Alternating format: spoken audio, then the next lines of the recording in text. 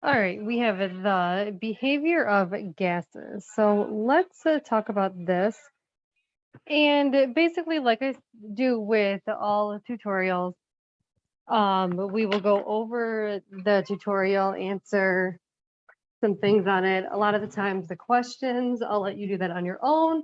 Or if I feel like it's beneficial, then I will go over the questions as well. The videos and stuff like that, you'll do on your own too, just because it's just a little bit easier for you to watch those yourself. Okay, now let's talk about this video. I just talked about gas and how gas responds to pressure, volume, temperature, all that fun stuff with it. Just gives you a little bit more information about gases. We'll get into solids and liquids another time. The warm up, I will review this one though. So let's see, liquid would be the particles can move around, but they do not separate completely from their neighbors. Meaning the particles are moving around, they take the shape of the container and they're just kind of moving around. Gas, they move freely of each other's influence, so they're all over the place. And the solid, it's rigid structure, so they're tightly packed and close together. Okay, the videos, like I said, I'll have you do that on your own. The kinetic molecular theory. Let's talk about this. So there's another mini lesson I've done on this one, states of matter. It gets like into the exact detail. We have the description of the states of matter, how they go back and forth with each other. So changing from solid to gas, solid to liquid, liquid to gas, liquid to solid, all that fun stuff. Okay. Now let's see, particles, motion, and gas. So this just shows the behavior of gas. We're going to click the circle area, and it says the average kinetic energy of the particles, it depends only on the temperature of the gas. Okay. The particles don't attract or otherwise interact with each other. So simply that means like they bounce back and forth. A gas is composed of tiny particles, atoms or molecules, which remain in constant motion. Okay. So not too much exciting things are going on here. Forces, push or pull of an object. And again, I have a mini lesson on forces where it just gets right into detail about all of that stuff too. Okay, so now let's go to our next slide. So this one I will review the answers. It says, describe an ideal gas, which means I'll just kind of give you these answers because I feel like this is beneficial for you. The particles are in constant motion. The average energy of the particles depend on the temperature. And the volume of the particles doesn't affect the behavior of the gas, okay? Pressure. Now, I do have another definition of this in a separate mini lesson. It's force per unit of area.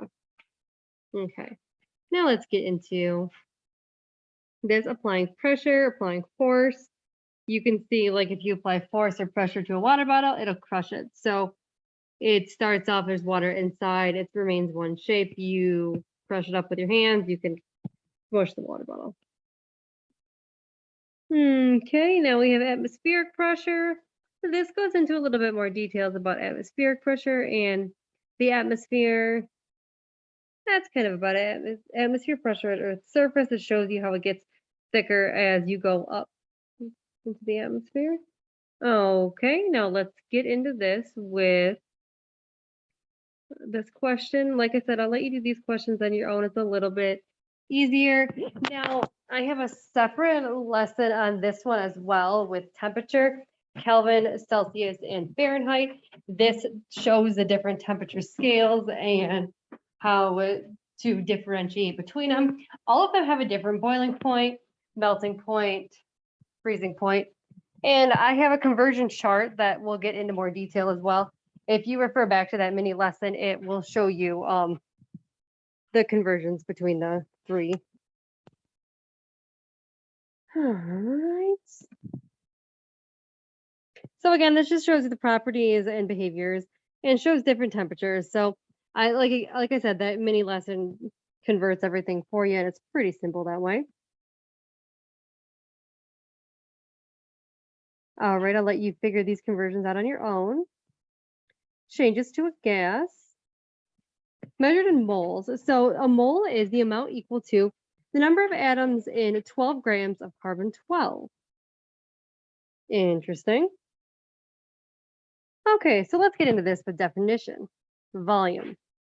As you can see, it is length times width times height, or V equals L times W times H.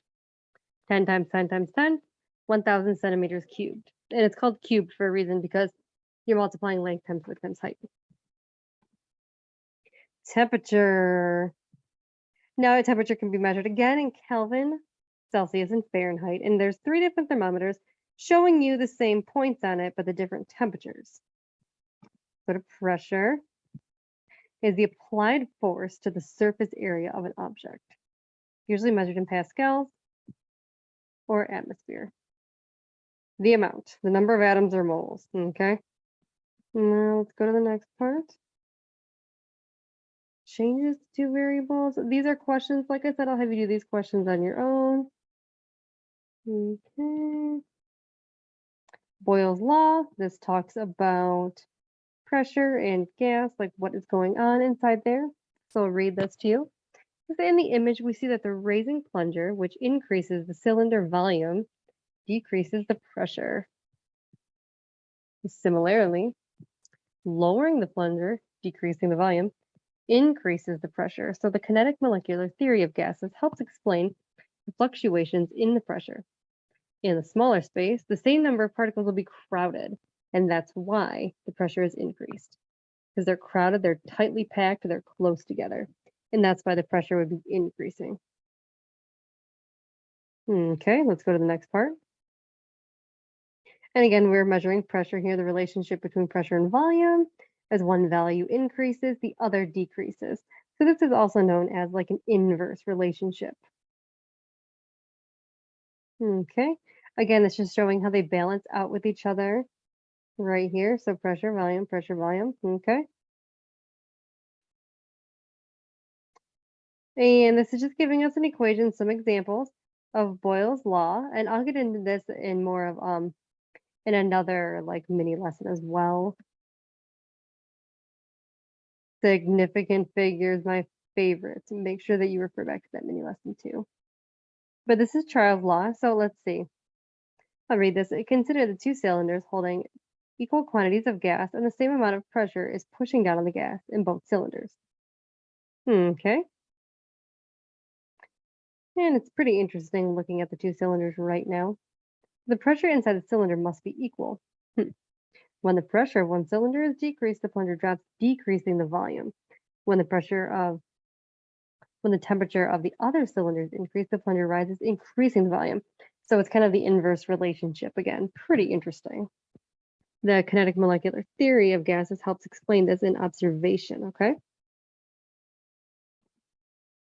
All right, and this just gets into more detail showing the relationship between pressure and volume.